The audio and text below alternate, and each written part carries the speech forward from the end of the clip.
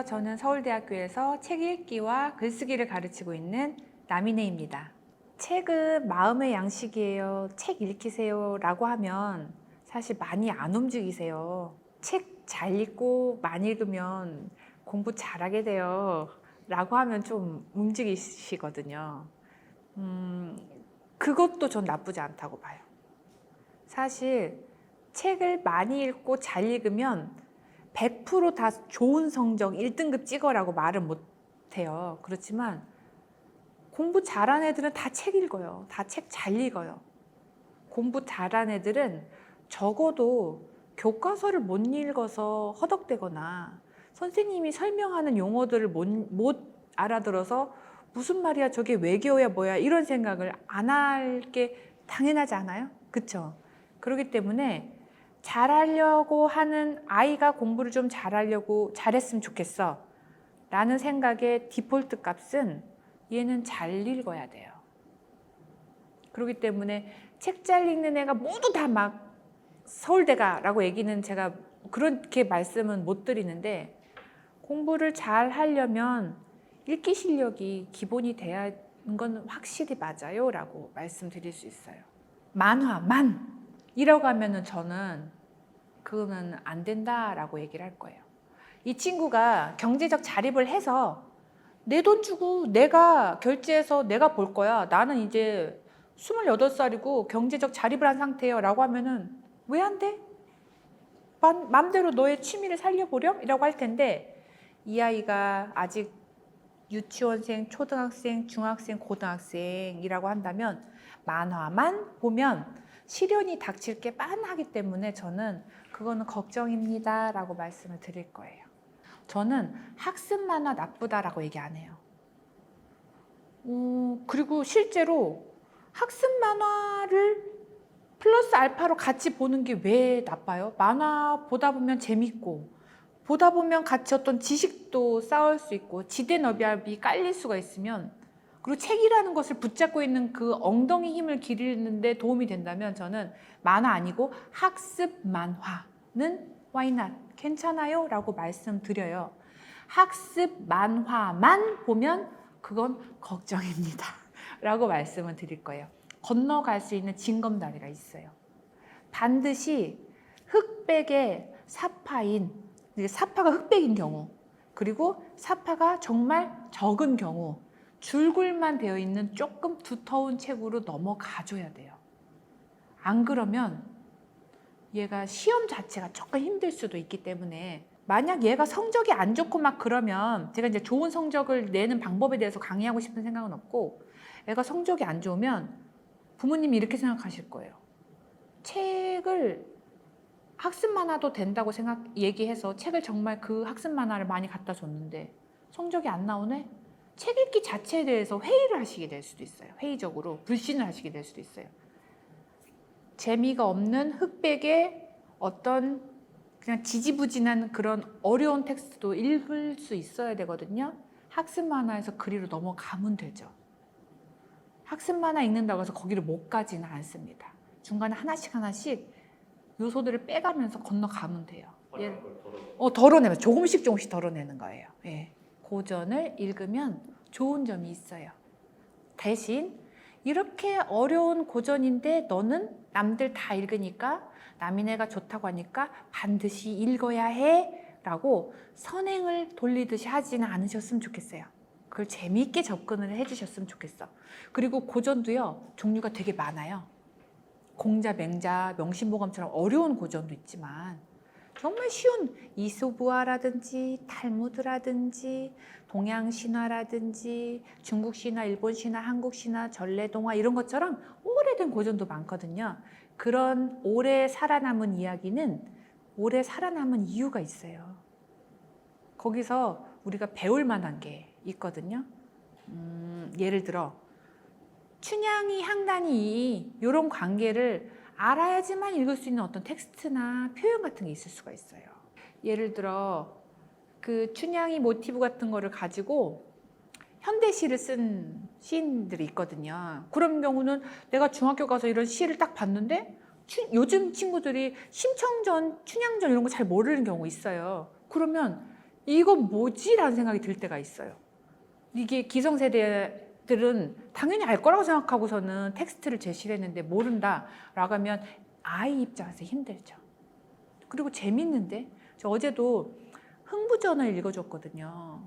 근데 흥부전을 읽으면 흥부가 혹시 성이 뭔지 아세요? 흥부가? 저는 모르겠네요. 박흥부예요. 박흥부. 그 다음에 흥부가 양반이게요? 평민이게요? 아니면 저 안 좋은 뭐 더 밑에 계층이게요? 양반이에요. 양반이에요. 예, 기와집에 살고 있어요. 저도 그거 몰랐었는데 읽다 보니까 좀 재밌더라고요. 근데 애들이 이런 거 있어요. 사람에게는 오장육부가 있는데 놀부에게는 오장육부에 하나가 더 있더라. 그것은 바로 심술보니 여기 간장 밑에 심술보라는 것이 하나 더 달려있는 인간이더라. 놀부 하는 꼴을 보자. 뭐 그러면은 놀부가 어떤 일을 하느냐. 우는 애의 꼬집기, 응아하는 애 주저앉히기, 잘 자라는 호박에다 말뚝 박기 뭐 이런 거예요. 이런 거를 배우면 애는 오장육부가 뭐지? 뭐 이런 생각을 하게 되고 그 다음에 놀부는 흥부는 원래 양반이야. 양반인데 이 아전을 만났을 때 내가 양반인데 존댓말을 해야 될지 반말을 해야 될지 고민하는 순간이 있어. 그러면은 얘는 계층이라든지 계급에 대해서도 알게 되고 조선 사회에 대해서도 좀 알게 되고 그다음 관아에 가서 매품 파는 얘기가 나와요. 그러면 관아는 뭐지? 왜 곤장이라는 것은 무엇이지? 그 태형은 뭐지? 매는 무엇이지? 막 이런 걸 알게 되거든요. 그래서 이런 걸 주르륵 알게 되면 나중에 어디선가 봤던 얘기가 다른 지문에서 또 나올 때가 있어요. 역사에서 나올 수도 있고 뭔가 내가 책에서 접해봤는데 라고 하는 거. 우리는요 지금 첨단의 시대를 살지만 첨단의 시대가 뿅 하고 나타난 건 아니에요. 다 켜켜이 쌓여있는 그 위에서 문명 밟고 나서 나와 있는 거죠. 너무 빨리 읽어요. 혹은 책을 읽었나 안 읽었나 확인하고 싶어요 라고 하는 경우가 있으실 때는 이렇게 하세요 라고 조언을 드린 경우가 있는데 밑줄 그으라고 하면 돼요. 네가 모르는 부분, 이해가 안 되는 부분을 밑줄 그어라 라고 하면 돼요. 저희 아들은 꼭 노란색 형광펜으로 밑줄을 그어요. 그게 자기 최애펜이에요. 그래서 그 최애펜으로 밑줄을 그어오는데 단어 모르는 걸 많이 찾아오면 되게 뿌듯해해요. 엄마, 내가 모르는 단어를 이렇게나 많이 찾아왔어 라고 얘기를 해요. 사실 부모 입장에서, 제 입장에서, 엄마 입장에서는 조금 속이 터지거든요. 이렇게 많아? 이렇게 많아? 싶은데 얘는 모르는 단어가 적으면 좀 실망해요. 이거밖에 없다니 막 이렇게 하는데 모르는 단어가 많으면 그리고 얼마 전에는 마포가 뭐야? 라고 물어봐요. 수원이 뭐야? 막 영등포가 뭐야? 라고 물어봐요. 그러면 그건 지명이잖아요. 솔직히 말해서. 지명이잖아요. 그것까지는 밑줄 다 안 그어도 되는데 그거 다 밑줄 그어갖고 마포는 어디야? 라고 얘기를 하면 또 나중에 또 물어보고 막 그런 답답함이 있는데 밑줄을 그었다는 건 얘가 읽었다는 얘기니까 따로 내용 체크 안 해도 행복한 책 읽기를 위해서는 밑줄 정도로 만족하실 수 있을 것 같아요.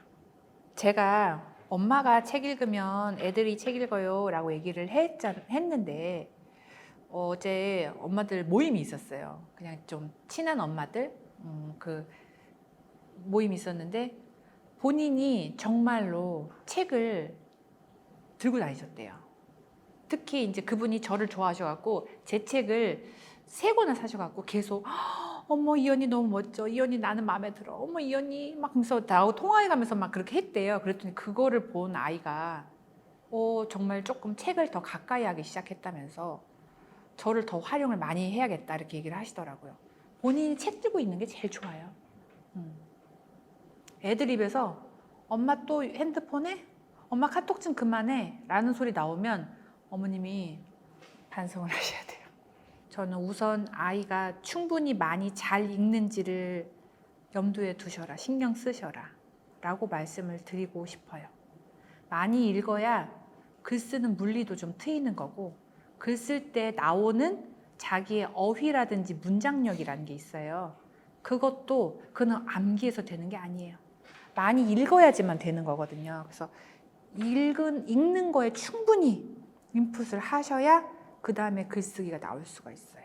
인풋 어느 정도냐? 이 100권의 책을 읽으면 이제 글쓰기로 너는 하산을 해도 된다. 이건 없어요. 그래서 국어가 어려운 거예요. 제가 글쓰기를 말하는 걸 왜 이렇게 주저하냐면요. 글쓰기 체크하는 게 엄마 입장에서는 더 쉽거든요. 읽기는 불안해요. 안 보이니까. 안 보이니까. 글쓰기는 아웃풋이 나오니까 엄마가 속이 다 후련해요. 그렇기 때문에 엄마 입장에서는 글쓰기 암기해서 빨리빨리 한 글을 쫙쫙 뽑아내는 걸로 들어가고 싶어요. 근데 그거를 빨리 들어가시면 글쓰기에서는 속성이 좋은 게 아니라고 말씀을 드리고 싶은 거예요. 그래서 지금 글쓰기에 대해서는 조금 더 조심스럽게 말씀을 드리고 싶고요. 아이가 어릴수록 쓰기보다 읽기예요. 쓰기보다 읽기. 그래도 나는 너무너무 걱정이 된다 라고 하시면 쓰기 자체는 중학교 넘어갈 때 그때 신경 쓰시는 거를 추천드려요. 이것도 너무 조심스럽다. 왜냐하면 케이스 바이 케이스가 워낙에 많을 수 있으니까요. 어쨌든 읽기가 잘 안 되는 친구한테, 아이한테 글쓰기를 빨리 해봐라, 이렇게 뽑아봐라, 써봐라 너무 강요하시는 건 좋은 읽기마저 잃어버릴 가능성이 아주 크다라는 겁니다. 저 이 책을 맨 처음 만들 때는 고등학교 엄마들을 위해서 만든 거예요. 왜냐하면 고등학교에 대해서는 제가 딱 한 페이지 썼어요. 해줄 게 없어. 정말. 고등학교 자녀분 키워보신 어머님들은 모두 다 공감하실 거예요. 엄마가 해줄 수 있는 건 밥 해주는 거 하고, 아침에 깨워주는 거 하고, 그다음에 학원 돈 내주는 거. 이거밖에 없어요. 뭘 해주겠어요? 영양제, 비타민 사다 나르는 거밖에 없다고요. 근데 그 플러스 알파 하나 더 할 수 있는 게 애가 전공을 탐색을 하잖아요. 요즘은 고등학생한테 전공을 정하라고 얘기를 해요. 그러니까 학종 문제도 있고. 네, 그거 굉장히 당황스러워요. 제가 고등학생 키우는 엄마로서 애는 아직 20년도 안 살았는데 너 평생 뭐 먹고 살 거야를 결정을 애한테 막 짤짤이 흔들면서 뽑아내야 되는 거예요. 그러면 엄마가 요즘 이런 게 돈을 잘 버는데 이쪽으로 가렴 이렇게 되는 수밖에 없거든요. 그렇기 때문에 맛보기로 야 이런 게 이렇게 있대라고 맛보기를 보여줄 수가 있어요. 맛보기를 해보시라고 책을 124권을 모아서 뒤에 각각 설명 붙여서 별책 부록으로 넣었어요. 경영대 필독서. 검색하면 비슷비슷한 책이 나와요. 모든 사람이 다 그 책 읽고서 면접을 보러 가면 손해잖아요. 그래서 서울대, 경영대 들어온 친구들 중에서 물어본 거예요. 너는 어떤 책이 정말로 찐으로 좋았어? 이런 걸 서치해서 제가 읽었어요. 쉬운 책과 어려운 책하고 섞은 거예요. 이 책 너무 쉬운데 나는 1등급 찍고 지금 막 어딜 하려고 해. 근데 이건 너무 쉬워. 이렇게 생각할 수도 있잖아요. 그래서 섞었어요. 그래서 전문가들한테도 조금 전문가들 읽는 책인데 라고 싶은 것도 있고 입문서인데 라고 하는 것도 있었어요. 그렇게 해서 검색을 하다가 앞에 좀 미리 보기를 하면서 이거 내가 읽을 만하다 라고 하면은 난이도에서 골라 읽으려고. 그래서 제가 거기다 설명을 다 해놨어요. 난이도가 이건 아주 어려워. 이거는 고등학생이 아니라 중학생도 읽을 수 있어. 재밌어. 이런 거 다 거기다 써놨거든요. 그거를 120개나 있으니까 그중에 뭐 하나는 걸리겠지라는 심정으로 쓴 거예요. 그중에서 딱 한 것만 선택해서 면접 준비를 하거나 아니면 전공 선택할 때 조금 자기 가이드라인으로 삼거나 했으면 좋지 않을까? 내가 고등학교 학부모라면 그냥 돌아다니는 아주 흔한 레전드 책들 말고 정말 최근에 서울대생들이 읽은 책들을 알고 싶을 것 같은데 그거를 한목에 모아서 그냥 알려드리고 싶어서 쓴 거예요. 내가 학부모 마음이기 때문에. 독서라고 하는 것은 사실 앞으로 점점점 책 읽는 인구는 앞으로 계속 줄어들 거고요. 그렇죠? 매체는 점점점 더 발전할 거고요. 애들 책 읽기는 지금 태어난 애들보다 나중에 태어난 애들이 더 힘들 거예요. 그런데 안 할 수 있을까요? 안 하면 어떻게 될까요? 이거를 저는 말하는 스피커들이 더 많아져야 된다고 생각해요. 보세요. 100명이 책을 못 읽는데 100명이 텍스트 해석을 80%밖에 못하는데 한 명이 아주 고난이도 텍스트를 100% 해석한다고 보세요. 그러면 어떻게 될까요? 저는 지금 남들 다 어떤 큰 문을 향해서 달려간다라고 하면 저는 약간 안 달려가는 스타일이에요. 저기로 달려가면 저쪽 계열이 연봉이 떨어지지 않을까? 나중에 10년, 20년에는. 그러면은 10년, 20년에 내가 연봉을 협상하는 나이가 됐을 때는 어디를 향해서 달려가야 될까를 생각하는 편이거든요. 저는 이게 조금 더 영리하지 않을까라는 생각이 들어요. 지금 다 코딩 짜는 게 중요하고 막 그렇다고 하는데 게임 잘한다고 해서 코딩 잘 짜지 않아요. 어머님들이 매체를 멀리하는 이유는 딱 하나. 이 아이가 매체를 선도하는 어떤 인간이 되기를 바라시는 어머니들이 많은데 매체의 유저가 된다고 해서 그 매체를 만드는 그 메이커가 되지는 않아요. 메이커가 되기 위해서는 오히려 세계관도 있어야 되고 인문학적인 지식도 있어야 되고 사회의 방향도 좀 알아야 되거든요. 책 안 읽을 수 없죠. 그리고 회사 들어가시면 임원분들로 갈수록 책을 더 많이 읽어요.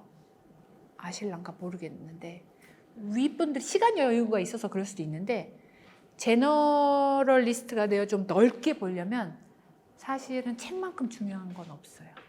채널 많이 본다고 해서 넓게 보느냐 그거하고 또 영역이 다르거든요. 저도 유튜브 많이 봐요. 근데 책 보는 능력을 갖고 있어야 나한테 나중에 플러스 알파가 분명히 된다라는 겁니다.